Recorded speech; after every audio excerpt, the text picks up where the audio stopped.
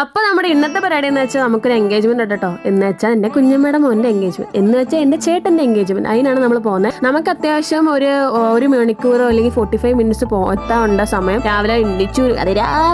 അതാണ് ഏറ്റവും വിലക്കേട്. പിന്നെ തണുത്ത വളർത്തി കുടിച്ചു, അത് വേറെ. അതിന് പമ്പിലൊക്കെ കയറി പിട്ടവളൊക്കെ അടിച്ച് എങ്ങനെയും ഒന്ന് അവിടെ എത്താൻ മതി എന്നാണ്. പിന്നെ മെയിൻ ആയിട്ട് എനിക്ക് എക്സൈറ്റ്മെന്റ്, ഞാൻ അമ്മയുടെ ആ സൈഡിലോട്ടാണ് പോകുന്നത്. അമ്മയുടെ വീട് ആ സൈഡ്.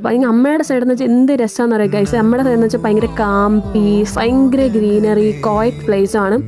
മറ്റേ വൈൽഡ് ലൈഫ് സാച്ചുറേഷൻ ഉണ്ടല്ലോ, അത് അങ്ങനത്തെയൊക്കെയാണ് അമ്മയുടെ സ്ഥലത്ത്. നല്ല ഗ്രീനറി ഉണ്ട്, ബ്യൂട്ടിഫുൾ ആയിട്ടുള്ള സ്ഥലമാണ്. എന്ന് വെച്ചാൽ നമുക്ക് അവിടെ ഫോണില്ല, റേഞ്ച് ഇല്ല. ഇതൊക്കെ അവിടുത്തെ മെയിൻ ടൗൺ ആട്ടോ. ഇത് കഴിഞ്ഞ് അങ്ങോട്ടൊക്കെ പോകുമ്പോൾ ഫോൺ പേ, ഗൂഗിൾ പേ അങ്ങനെ മെയിൻ ആയിട്ടുള്ള കടകളൊന്നും കാണത്തില്ല. ഇതൊക്കെ കണ്ടോ ഗൈസ്, എത്ര ബ്യൂട്ടിഫുൾ ആണ്. പിന്നെ അത് കഴിഞ്ഞ് നമ്മുടെ അമ്മയുടെ കുടുംബക്ഷേത്രം ഉണ്ട്, അല്ലെങ്കിൽ അമ്മയുടെ അവിടുത്തെ അമ്പലം, മെയിൻ അമ്പലം. അവിടെ ഞങ്ങൾ പോയി കാറൊക്കെ പൂജിച്ചു. മറ്റമ്മക്ക് ഇച്ചിരി നടുവേന ഉണ്ടാണ്ട് മറ്റമ്മക്ക് ഇച്ചിരി പാടാണ് ഇപ്പൊ ഇറങ്ങാൻ. പിന്നെ ഇതാണ് എന്റെ മറ്റു. പിന്നെ അമ്പലത്തിൽ ശ്രീ മഹാദേവ ക്ഷേത്രത്തിലാണ് പോയത്. പിന്നെ അവിടെ എല്ലായിടവും തൊഴുതിട്ട് ഇറങ്ങി. തിരിച്ചിറങ്ങിയിട്ട് പിന്നെ വീണ്ടും നമുക്കിനി കുഞ്ഞമ്മയുടെ വീട്ടിൽ പോകണം, കാരണം അവിടെ അത്യാവശ്യം ഉണ്ടല്ലോ. പിന്നെ കുഞ്ഞമ്മയുടെ വീട്ടിൽ പോകുന്ന വഴിയാണ് ഇതൊക്കെ. ഇതും കാണാം. പിന്നെ ഇവിടുത്തെ തടാകങ്ങളായിട്ട് പുഴയാവട്ടെ തോടാവട്ടെ എല്ലാം ക്ലിയർ വാട്ടർ ആട്ടോ. പിന്നെ അത് ഞങ്ങൾ അവസാനം കുഞ്ഞമ്മയുടെ വീട്ടിലെത്തി. കുഞ്ഞമ്മയുടെ വീട്ടിലെത്തിയപ്പോൾ കുഞ്ഞമ്മ നല്ല ഇഡലിയും ചമ്മന്തിയും തന്നു. പിന്നെ അത് കഴിച്ചു. പിന്നെ അമ്മയുടെ സാരിയിൽ ചായ വീണമെന്നുള്ള പരാതി ആട്ടോ ഇത്. എന്ത് ചെയ്യാൻ. പിന്നെ ഇതാണ് എന്റെ മണിക്കുട്ടൻ, എന്ന് വെച്ചാൽ ചെക്കന്റെ അനിയൻ. നമ്മളൊക്കെ ബെടാ ദോസ്താട്ടോ. എന്ന് വെച്ചാൽ അമ്മയുടെ സൈഡിൽ നമുക്കൊരു പ്രത്യേക സ്നേഹം കാണുമല്ലോ. പിന്നെ ഇതാണ് എന്റെ ചിറ്റപ്പൻ. ഇവരോടൊക്കെ ഞാൻ പറഞ്ഞിട്ടുണ്ട് ഗൈസ് പോസ്റ്റ് ചെയ്യണം. പിന്നെ അത്യാവശ്യ സമയപ്പോൾ എല്ലാവരും വന്നു. പിന്നെ നമ്മൾ തിരിച്ച് വീണ്ടും അമ്പലത്തിൽ പോവാണ്. അമ്പലത്തിന്റെ അവിടെയാണ് സ്റ്റേജ്. പിന്നെ അവൻ എന്നെ ദൗത്യം ഏൽപ്പിച്ചു ഹാമ്പർ. പിന്നെ ഇതൊക്കെ നമ്മുടെ അവിടെയുള്ള റിലേറ്റീവ്സ് ആട്ടോ.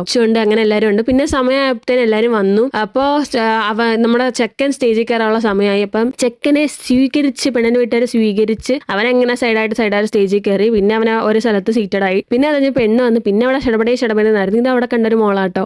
പിന്നെ അത് കഴിഞ്ഞ് പെണ്ണിന്റെ വീട്ടിൽ നല്ല ഡാൻസ് ഉണ്ടായിരുന്നു. പെണ്ണിന്റെ സൈഡിൽ നിന്ന് ഡാൻസ് ഉണ്ടായിരുന്നു. പിന്നെ പെണ്ണിന്റെ നല്ല ഡാൻസ് ഉണ്ടായിരുന്നു. എനിക്ക് ഈ ഡാൻസ് അവള് കളിച്ച് ഭയങ്കര ഇഷ്ടപ്പെട്ടായിരുന്നു. ഭയങ്കര റിലേറ്റബിൾ ആണെന്ന് തോന്നി കേട്ടോ. പിന്നെ അത് കഴിഞ്ഞ് പിന്നെ ഫുഡ് കഴിക്കാനുള്ള മെയിനായി. പിന്നെ ഫുഡ് കഴിക്കാനുള്ള ധൃതിയായി. പിന്നെ പെണ്ണും ചെക്കന്റെ ഫോട്ടോഷൂട്ടിന് ലെഹങ്ക ഇത്ര ഇതാണ്ട് അവള് ഇതാക്കി പോണ്. പിന്നെ പെണ്ണിന്റെ ചെക്കന്റെ ഫോട്ടോഷൂട്ട് ഉണ്ടായിരുന്നു. അതിന് ഇനി സൈഡായിട്ട് ഞാനൊന്ന് ചുമ്മാ പോയി. പിന്നെ അത് കഴിഞ്ഞപ്പോൾ വിശപ്പിന്റെ വിളി വന്നപ്പോൾ പിന്നെ പന്തിയിൽ വീണ്ടും വന്ന് നോക്കും. അപ്പം തീരാറായി. അങ്ങനെ ഞങ്ങൾ ഇരുന്നു അവസാനം. അപ്പൊ നല്ല സദ്യയാണ്, നല്ല ലാവിഷായിട്ട് കഴിക്കണമെന്ന് വെച്ചാൽ കുറെ നാൾക്ക് ശേഷമാണ് കഴിക്കുന്നത്. അപ്പോൾ നല്ല പരിപ്പും പപ്പടം കൂട്ടി ആദ്യം ഒന്ന് കഴിച്ചു. പിന്നെ ഞാൻ ഇടയ്ക്ക് വെച്ചൊന്ന് തളർന്നു ഗൈസ്.